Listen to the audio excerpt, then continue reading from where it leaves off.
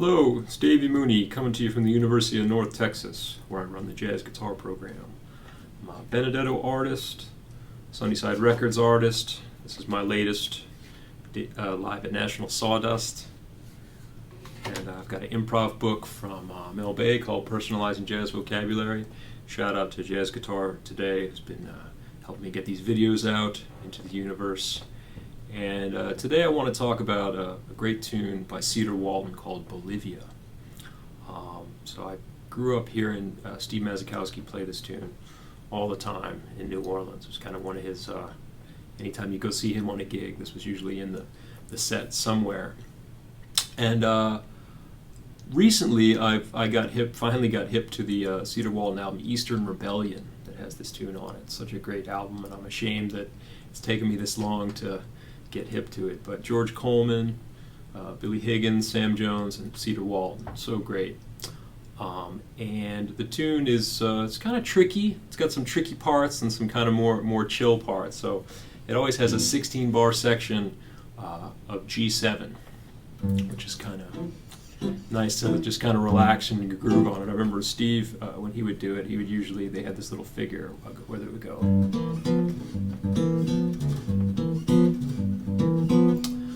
Cedar Walton's record, I think they don't do that particular figure. They just play off of G7, just swing out. It's great.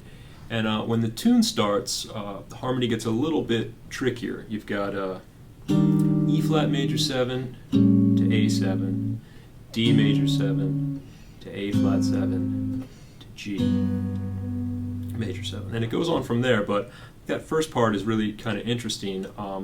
It's kind of a cool way to think about a tritone substitution, right? The idea that, okay, you got E flat major 7, now A7 going to D,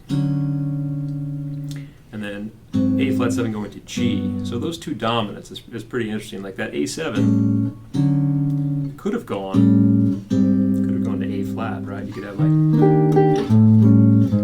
kind of like Skylark, right?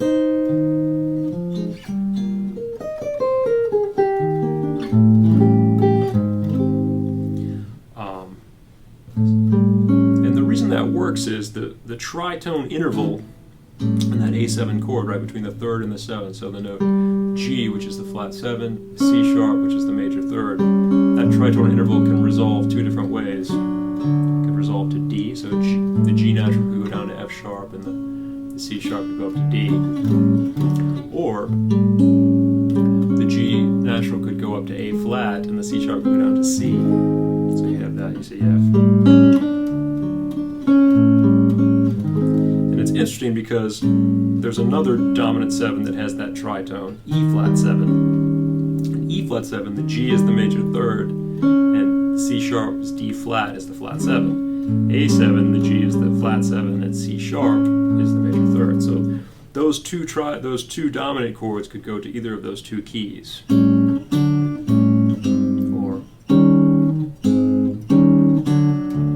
So it's interesting that you have E flat major 7 and then an A7, and you don't know which way it's going to go. Is it going to go to A flat? Is it going to go to D? It goes to D.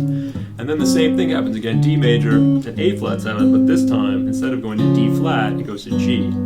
So he kind of plays around with that idea harmonically. And it's nice too, there's also a little sort of guide tone line in there, you know, with the melody.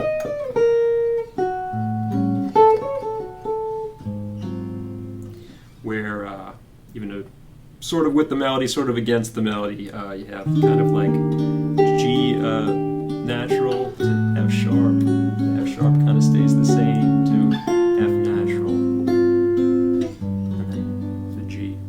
And it's important because I feel like that A7 chord really has that 13, natural 13 is important. You know, in previous videos and in my book, I talk a lot about augmented and diminished sounds. The idea that if that A7 had a flat 13, that to me is very different, almost sort of, psychologically, than a natural 13.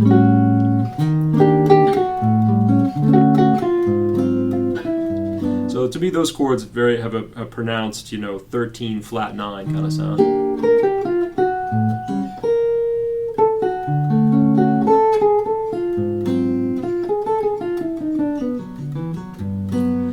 play on them, it's one of those things that goes by so fast that I don't. Sometimes I don't really alter the chords at all. Like I might go.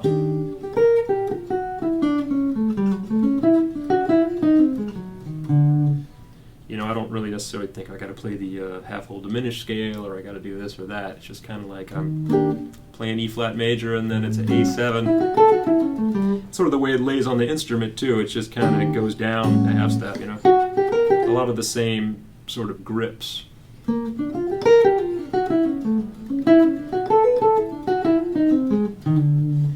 And I find that when I actually play like that and listen back, I'm kind of happier with. I feel like I get closer to the right sound of the tune rather than trying to put too many bells and whistles on the A7.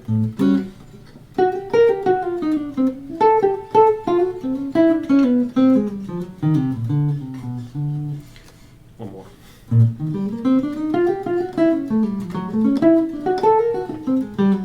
See there, I just put a natural 9 on the A flat 7. I don't even feel like I have to put the flat 9 on there, even though it's kind of part of the melody. And then the tune continues, so you're on G major, F sharp 7 to B minor. And I like this part too, because he kind of plays with a couple different ways to get to B minor. So you have G major to F sharp 7 to B minor, which is kind of a sort of a inverted minor 2-5, C minor 7, C sharp minor 7 flat 5 to F sharp 7.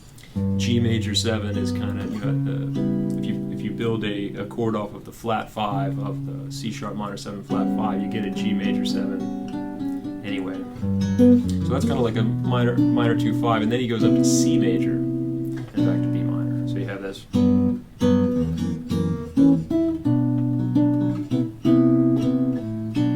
It's kind of fun. So.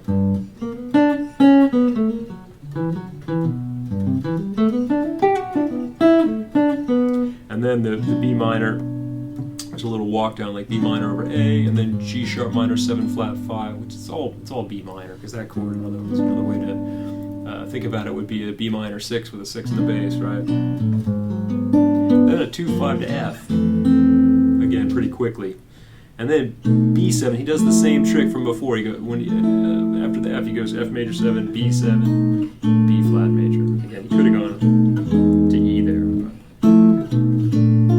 And then an kind of A7 altered going back to D minor. That actually it doesn't really go to D minor. I mean, harmonically it goes back to the G7, 16 bars, but so.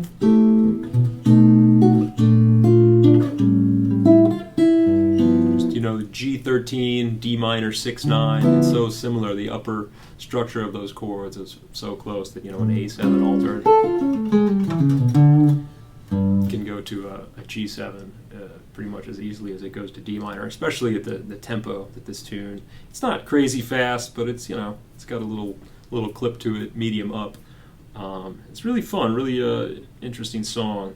And one other thing, talking about the two versions that I'm most familiar with, Masakowski, he recorded it on a great record called Los Tres Amigos with James Singleton and Hector Gallardo on bongos that I encourage you all to check out. Seek that record out. There's great stuff on there. So it's all kind of straight 8, everything on their sort of straight 8s groove. But Steve changes the melody a little bit, which is funny, because as a kid I learned this song and I would play the melody the way Steve did. And sometimes I'd play with people and I was like, what's going on? This doesn't seem right. And what he does is in the second part of the tune, after the 2-5 to F major 7, the melodies. The original version does that. And Steve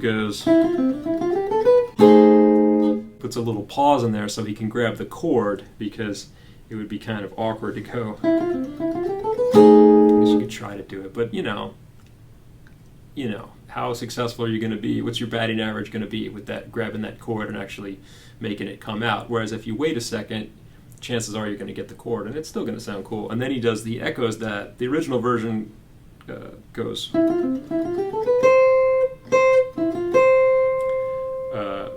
Also without a pause. And Steve goes.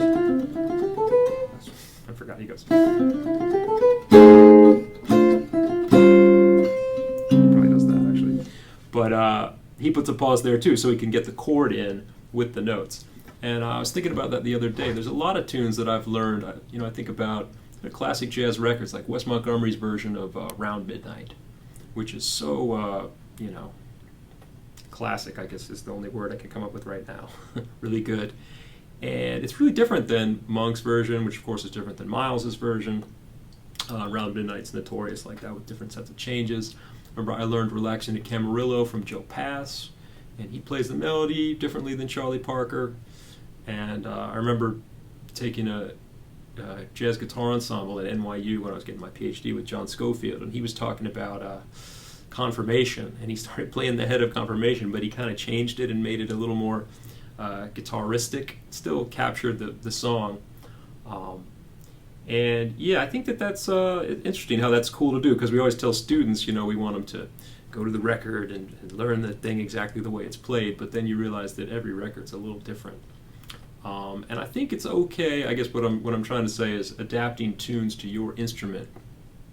I think is cool sometimes, as long as you don't go too far, rather than trying to make something that's natural on, I don't know, piano or saxophone. Try to play every little nook and cranny of it on your instrument. I think it's okay to make slight adjustments, changing the ornaments. And if people tell you that's wrong, you can say that I said it's okay. So anyway, I'm going to play a few choruses on this tune, and I hope you enjoy it.